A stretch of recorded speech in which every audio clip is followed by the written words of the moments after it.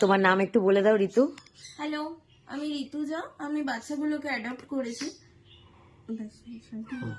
তুমি এই এডিট যে করবে তো নাকি? এই হঠাৎ করে সে একদিন আমায় ফোন করলো, করে বলল তার কিছু টাকার প্রয়োজন।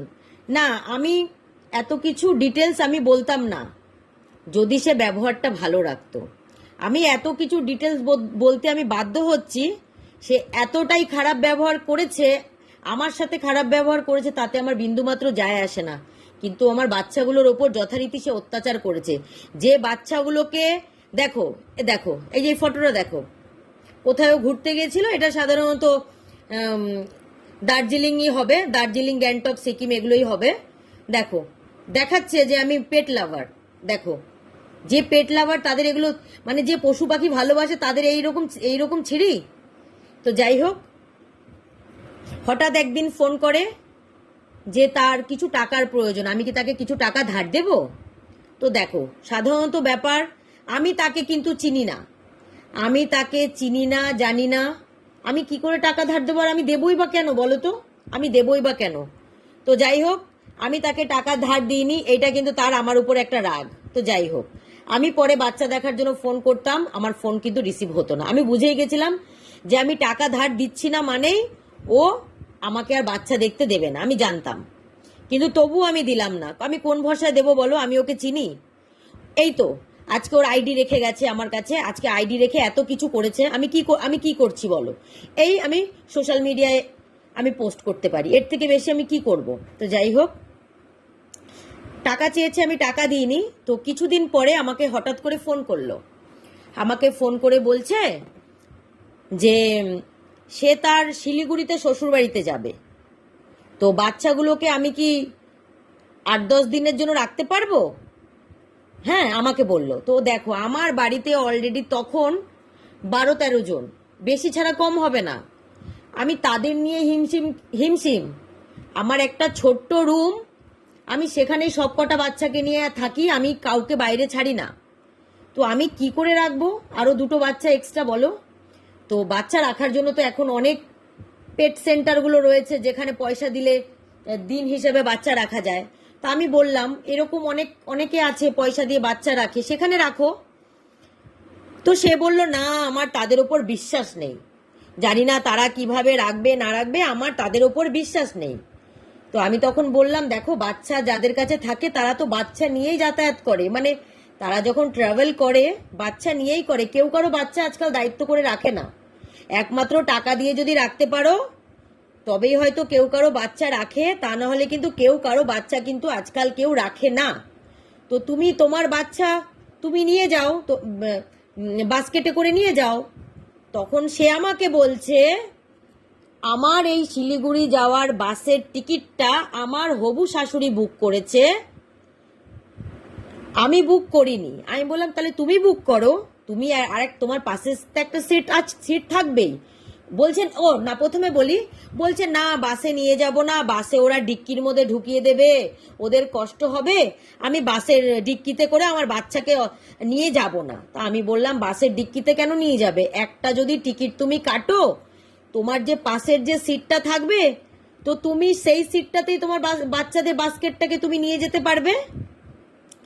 তখন সে বলল যে না, আমার শাশুড়ি একটাই টিকিট কেটে দিয়েছে, আমি কি করে তাকে বলবো দুটো টিকিট কেটে দিতে? আর আমি বললাম তাহলে তুমি টিকিট কাটো একটা। বলছে আমার পরিস্থিতি সেরকম নেই একটা টিকিট কাটার মতন। তাহলে একটা বার ভাবো তোমরা, যার 1000-1200 টাকা দিয়ে একটা টিকিট কাটার ক্ষমতা নেই, সে কি করে দুটো বিড়ালের বাচ্চাকে মাছ মাংস খাওয়াবে? এটা তো কমন ব্যাপার, তাই না? এটা তো কমন ব্যাপার।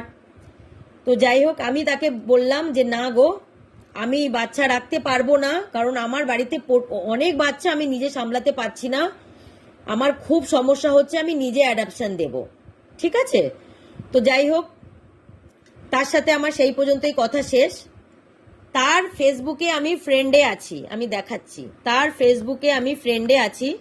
বাচ্চা নেওয়ার সময় আমি তাকে ফেসবুকে অ্যাড করতে বলেছিলাম, তার আমি কিন্তু ফ্রেন্ডে আছি। সে কিন্তু যাবতীয় যা পোস্ট করে সেগুলো কিন্তু আমি দেখতে পাই।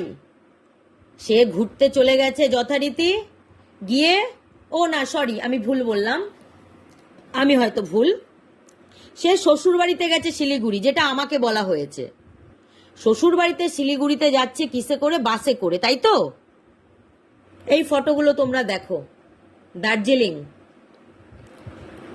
এই সমস্ত ফটোগুলো দেখো, এগুলো তোমার মনে হচ্ছে এগুলো শিলিগুড়ি? এই ভিডিওগুলো মনে হচ্ছে এগুলো শিলিগুড়ি? হ্যাঁ, দাঁড়াও দেখাচ্ছি, আরো দেখাচ্ছি। এই ভিডিওগুলো দেখে মনে হচ্ছে তোমাদের যেটা শিলিগুড়ির? কারণ আমি 2 বছর আগে আমি নিজে দার্জিলিং, গ্যাংটক, সিকিম আমি নিজে ভিজিট করে এসেছি। আমি জানি কোনটা কোথাকার ফটো, কোনটা কোথাকার ভিউ, আমি জানি, আমি নিজে গেছি। তো ঠিক আছে, দেখো, আমার কারো পার্সোনাল লাইফ নিয়ে বলার কিছু কোনো রাইট নেই, আমি জানি। আমি যে আজকে পুরো ডিটেলস দিয়ে ভিডিও করছি, আইডি দিয়ে, মুখ দিয়ে, এটা কিন্তু রাইট নেই। কিন্তু হ্যাঁ, আমার রাইট আছে। আমার কাছ থেকে বাচ্চা সে অ্যাডাপশন নিয়েছে সমস্ত শর্ত মেনে। তারপরেও আমি বলছি কেন ভিডিওটা করছি। তো দেখো, সমস্ত ভিডিও দেখো, সে কিন্তু বাইক রাইডে গেছে। দেখো এই ভিডিওটা দেখো, সে বাসে গেছে? সে বাসে গেছে কি না? এই ভিডিওটা কি বাসের? সে সমস্ত ফেসবুকে ভিডিও পোস্ট করছে সে বাইকে গেছে। সে বাইকে গেছে, সমস্ত ভিডিও কিন্তু তার বাইকে, দেখো। কিন্তু সে আমাকে বলেছে সে তার শ্বশুর বাড়িতে যাচ্ছে, শাশুড়ি টিকিট কেটে দিয়েছে একটা সিট বুক করে, তার আরেকটা সিট বুক করার ক্ষমতা নেই। কিন্তু দেখো, সে গেছে টোটালি সে বাইকে, তার হাতে বাইকের হেলমেট, যে হেলমেট পরে, সেই হেলমেট পরে গেছে, তার হাতে সেই হেলমেট। এদিকে আমাকে বলেছে সে বাসে গেছে। তো যাই হোক, আমি ফেসবুকে সমস্তটা দেখেই বুঝতে পেরেছি যে সে মিথ্যা কথা বলেছে। কিন্তু তখন আমার এইসব ভিডিওগুলো দেখে চিন্তা হলো যে বাচ্চাগুলো তাহলে কার কাছে রেখে গেছে? ও যদি বাইকে যায় তাহলে বাচ্চাগুলো কোথায়? তো হঠাৎ একদিন ঘুরে টুরে আসার পর আমি অনেকদিন পরই ফোন করি, একদিন ফোন করি, 2 দিন ফোন করি, ফোন তোলে না। তারপরে একদিন ও আমার ফোন তোলে। তখন আমি ওকে জিজ্ঞাসা করি যে তুমি ঘুরতে গেছিলে? তো আমি কিন্তু সবই বুঝতে পেরেছি এই ভিডিওগুলো দেখে যে ও বাইকে করে ঘুরতে গেছে, আর সেটা কোনো শিলিগুড়ি নয়, সেটা দার্জিলিং, গ্যাংটক, সিকিম। তো আমি তাকে বললাম যে তুমি বাচ্চাগুলোকে কোথায় রেখে গেছিলে? দেখো এইটা, দেখো এটা কোথাকার, দেখো এটা দার্জিলিং, এটা দার্জিলিং। আমার এই জায়গাতে দাঁড়িয়ে আমার নিজের কিছু ফটো ভিডিও আছে। এটা দার্জিলিং, দেখো। তো আমি তাকে বললাম তুমি বাচ্চাগুলো কোথায় রেখে গেছিলে? তখন সে আমাকে কি উত্তর দিল শুনবে? বাচ্চাগুলো কোথায় রেখে যাব? বাচ্চাগুলোকে নিয়ে গেছি, বাচ্চাগুলোকে কোথায় রেখে যাব? বাচ্চাগুলোকে কি একা রেখে যেতে পারি? তাহলে তোমরা বলো, সে বাইকে করে 8-10 দিনের ট্যুরে গেছে তার ফ্রেন্ডের সাথে, তার ফ্রেন্ডের সাথে সে ট্যুরে গেছে, তার ফ্রেন্ডের সাথে ট্যুরে গেছে সে বাইকে করে। তাহলে বাচ্চাগুলোকে কোথায় কিভাবে নিয়ে গেল বলো? তো আমি যথারীতি বুঝতেই পেরেছি যে সে সব টোটালটাই মিথ্যে কথা বলছে শুরু থেকে শেষ পর্যন্ত। আর আরও একটা কথা বলি, সে বাচ্চাগুলো রাতারাতি আমার বাড়ি থেকে নিয়ে যাওয়ার কারণটা বলি আগে। সে একটা রুমে একা থাকতো, এগুলো তো আমি কখনোই আগে জানতাম না, পরে সব জানতে পেরেছি। তো পরে জানতে পেরে আমার আর কি করার থাকতে পারে? আমি যদি 5-6 মাস পর এত কিছু জানতে পারি তখন আমি কি করব বলো?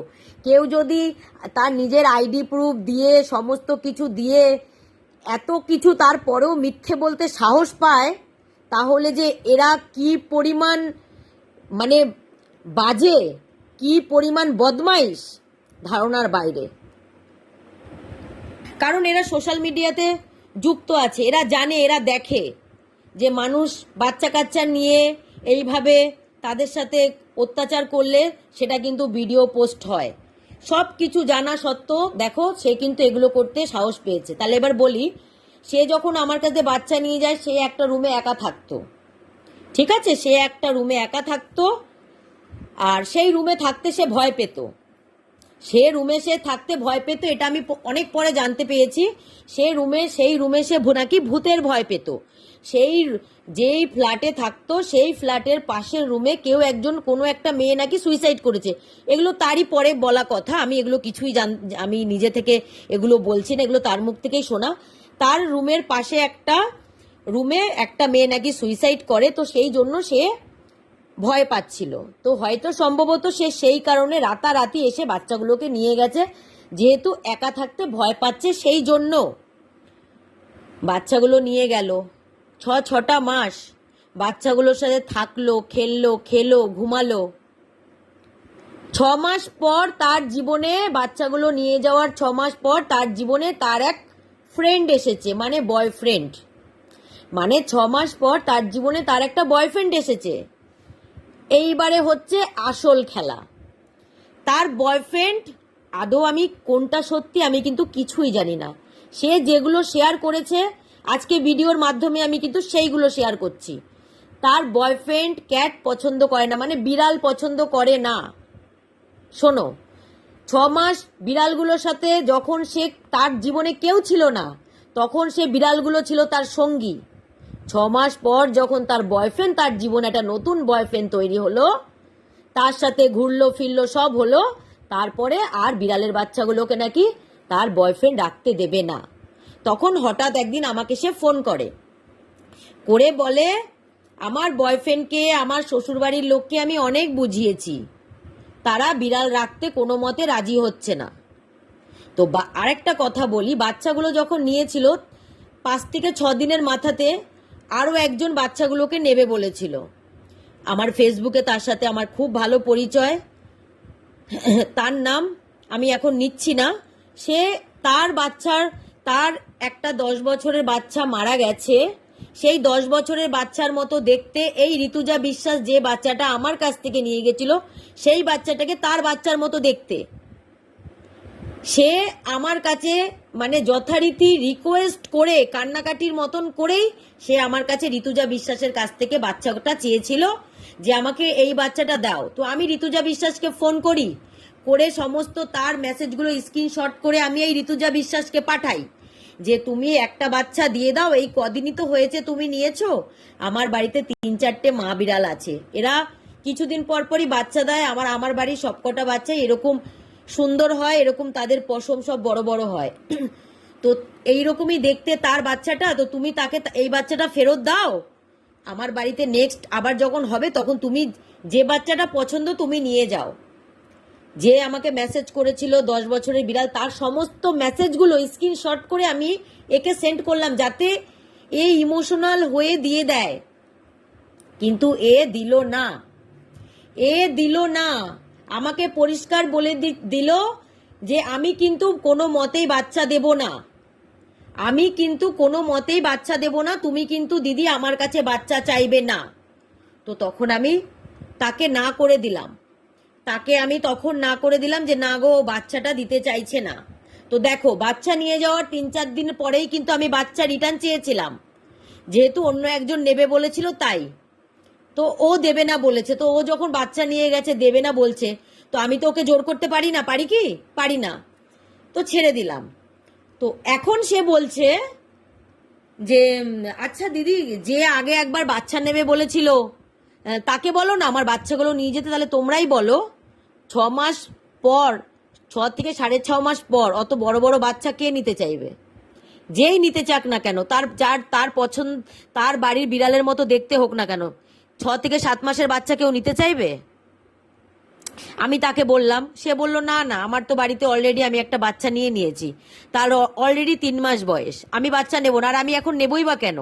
আমি যখন চেয়েছিলাম বাচ্চা, ও কি তখন আমাকে দিয়েছিল? তো যাই হোক গেল। তো তখন আমি কিন্তু ঋতুজা বিশ্বাসকে একবারও বলিনি যে আমি বাচ্চা নেব না বা আমি বাচ্চা দেখব না। দেখো, অ্যাডাপশন আমি দিয়েছি, অনেকেই হয়তো এরকম আছে যে অ্যাডাপশন দিয়ে তারা বাচ্চার আর কোনো খোঁজ খবর দায় দায়িত্ব রাখে না, এরকম অনেকে আছে। কিন্তু আমি করতে পারি না, কারণ আমি আমার বাচ্চাদের আমার নিজের জীবনের থেকে বেশি ভালোবেসে ফেলেছি। হ্যাঁ, অ্যাডাপশন কেন দিয়েছি এবার বলতে পারো, তাহলে অ্যাডাপশন দিয়েছো কেন? আমি একটা রেন্টের ঘরে থাকি, আমি একা এতগুলো বাচ্চার দেখাশোনা করি, আমার 3-4টে মাদার ক্যাট, তারা 3 মাস 4 মাস পর পর তাদের বেবি হচ্ছে, একবারে 4টে করে বেবি হচ্ছে। কত বাচ্চা আমি রাখবো? কত বাচ্চাকে আমি, দেখো শুধু খাওয়ানোটাই তো বড় কথা না, একটা বাচ্চা রাখতে গেলে তার প্রপার কেয়ার, তার প্রপার যত্ন, তার প্রপার ভ্যাকসিনেশন, ডিওয়ার্মিং, তারপরে তার জন্য স্পটন, মানে একটা বাচ্চা রাখা মানে তাকে শুধু কিন্তু খাবার দেওয়া না, তার সমস্ত কিছু দায় দায়িত্ব নিয়ে যদি আমি একটা বাচ্চাকে রাখতে পারি তবে সেটা রাখা হয়। তো আমার কাছে 10-12 জন অলরেডি, তাই আমি অ্যাডাপশন দিয়েছিলাম, যদি কোনো ভালো পরিবার পায় তাহলে তারা দেখাশোনা করে বাচ্চাগুলো জীবনে বেঁচে যাবে।